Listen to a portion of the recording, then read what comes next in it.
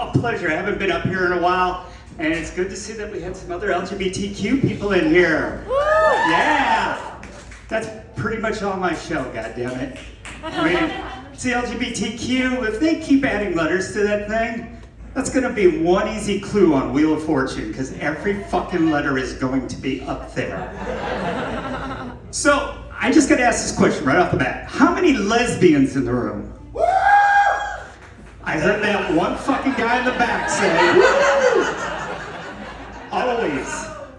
Why are you a lesbian? Well, I like women and I can eat pussy. That doesn't make you a lesbian. Because I know two girls in the back that suck dick and they're not homosexuals.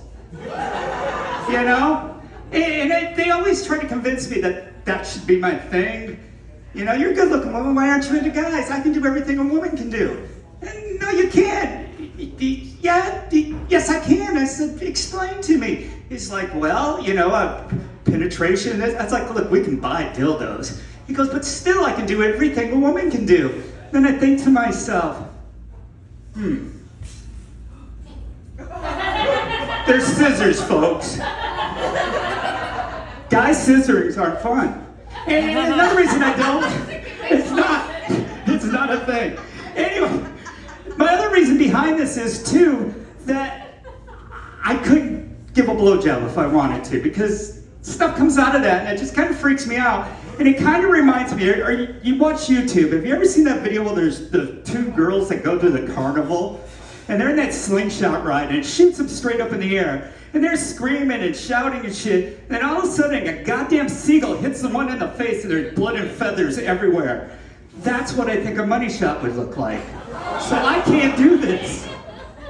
Now, I almost didn't make it tonight. I just came back from Springfield, Ohio.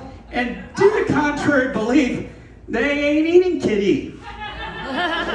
It's not happening. I went 2 days. Couldn't find anybody to eat the kitty. And I mean, I got there, and I asked around. They said, well, you're going to find a Haitian. And I'm thinking, how do I attract a Haitian?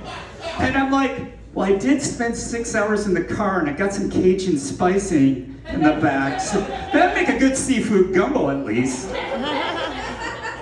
Now, I have to be careful because, like, when I date, I ask certain questions and have certain things I do to make sure I have the right girl that fits my wheelhouse. The first thing I need to do is when they say, oh, I'm bi, I need to count to 5. Why? Because I'm pretty sure if I don't, they may follow it bipolar. Oh. My second thing I need to do is I always take them to Buffalo Wild Wings, and this is why. And this is just not for lesbians, this is for women too. You should try this. You go there, you order 24 bone-in flats, and then you just sit and watch. And if that person puts one of those flats back on the plate and there's any meat in between those bones, they can't eat pussy. Just right then and there. That's a good sign. Right there. Now, not all my stuff is LGBT stuff. I have this story I gotta tell, because it's probably one of the most bizarre stories I've ever heard. I knew a guy who was a tattoo artist, and he also was on a pool league. And one night he came home, and he was like all in pain, and just something was wrong. And I said, what the fuck happened? And he said, well, I was playing pool, I swore I could make this shot, and I took a bet. And I said, if I don't make this shot, you can tattoo anything you want on any part of my body. And I said, well, by the looks on your face, that didn't go so well for you. And he said, no, I lost. I said, well, what did they tattoo? He said, well, an 8-ball. And I'm like a pool ball. He said, yeah. And I said, okay, where did they tattoo it? And he said, my nutsack.